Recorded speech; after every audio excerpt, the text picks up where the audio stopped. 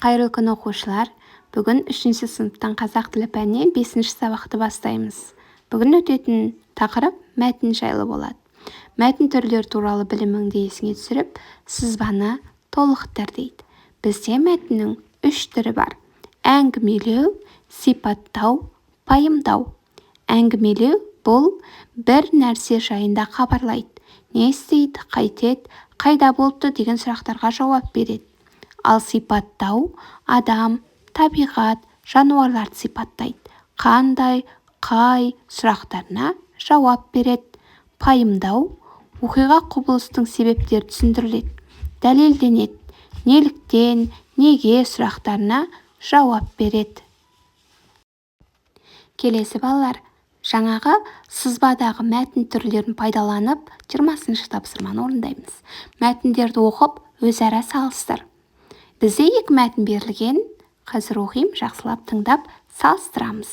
Мәтін түрін анықтаймыз, қайсысы әңгімелеу мәтіні, қайсысы сипаттау мәтіні екенін дәлелдейміз. Ақбөкендер ен даланы мекендейді. Олар топ-тобымен жайылады. Кәрі ақбөкендер қарауылда тұрады. Қауіп төнгенде пысқырып дыбыс шығарады.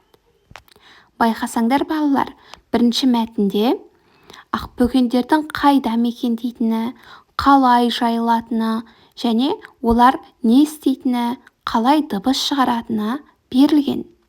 Яғни ақбөкендер жайлы барлығын айтып әңгімелеп тұр. Сондықтан бірінші мәтін әңгімелеу болады. Екінші мәтін ақбөкен қойға ұқсайды. Бірақ оның басы үлкен, тұмсығы жалпақтау, артқы аяқтары қысқалау, көздері мөп-мөлдір. Енді бұл жерде ақбөкеннің сыртқы келбетін сипаттап тұр. Және ақбөкен қойға ұқсайды дегенде ол қандай, бас үлкен дейді, қандай деген сұрақтарға жауап беру арқылы бұл сипаттау мәтіні екенін дәлелдеуге болады. Біз екінші мәтінді сипаттау мәтіні деп аламыз, себебі бұл жерде қандай деген сұрақтарға жауап беріп, ақбөкенді сипаттап тұр. Келесі 21-ші тапсырма. Мәтін тақырыбына сай келмейтін бөлікті алып тастап, оны қайта құрастырып жаз. Көптен бері қора сыртында 2 таяқ жататын. Екеуі дос еді. Морж сойдақ түсті полярлық мақұлық.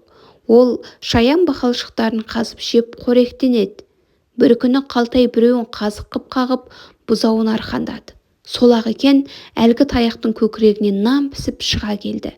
Өйтпегенде ше, қазық болып пайдаға жарады ғой. Балтабай Әділов.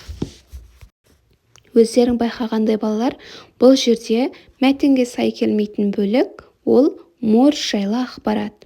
Сол бөлікті алып тастаймыз да, әрі қарай мәтінді жалғастырамыз. Мәтіннің атауын 2 таяқ немесе таяқ деп қоюға болады. Ал ендеше мәтінді жалғастырайық. Ол жерде жатқан таяққа көрдің бе? Менің саған қарағанда пайдам көп. Ал сен болсаң, сол қалпы түкке жарамай жатырсың деді. Екінші таяқтың көңіл күйі түсіп, көңілсіз, ештеңе деместен жата берді. Келесі күні Қалтай бұзауды арқандады да кете барды. Біраз уақыттан соң бұзау арқанды жұлқып, секіріп, қазығымен қоса жұлып алып, қаша жөнелді. Таяқ есеңгіреп, не болғанын түсінбей қалды. Бір кезде ортасынан морт сынды. Енді ол мүлдем түкке жарамай қалды. Қалтай отқа апарып тастай салды да, жердегі таяқты алып, қазық қылып мықтап қағып қойды. Таяқтың қуанышы қойнына сыймай, қазық болып қасқайып тұрып, көп уақыт Қалтайға қызмет жасады. Келесі тапсырма былай. Мына сөздердің тиістісін қойып, өлең құра. Яғни шатасқан сөздерді бір-бірімен байланыстырып, өлең құраймыз. Ал ендеше құраған өлеңімізді оқиық. Тоны қандай жылы еді, маған қатты ұнады. Мұз үстінде жүреді, суға сүңгіп шығады. Келесі тапсырма сипаттау мәтінінің сызбасын құра. Бізде сипаттау мәтінінің сызбасы, ол жерде бірінші заттың белгісі, түрі, түсі және ерекшелігі болуы шарт. Сызбаның көмегімен қойды сипаттап жаз. Ол үшін оның ерекше белгілерін санамалап көрсет. Мінезі, қасиеті, бойы, ерекше белгісін барлығын жазып, қойға сипаттау мәтінін бірге құрайық. Ал енді құраған сипаттау мәтінімізді оқиық. Қой төрт түліктің бірі. Бойы аласа болғанымен пайдасы мол, мінезі жуас, жүні қалың.